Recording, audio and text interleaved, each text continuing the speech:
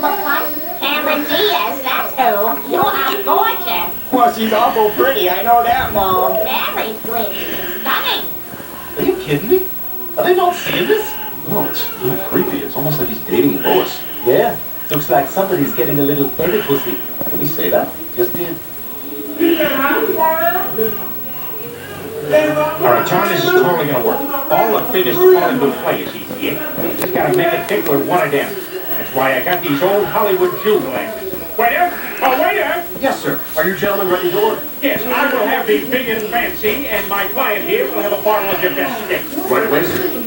Peter, I'm not sure what any of this has to do with getting me acting jobs. So, who's the agent here? You are. And who's the actor? Oh, I am. Wait, which one am I again? The agent. And who's paying for dinner?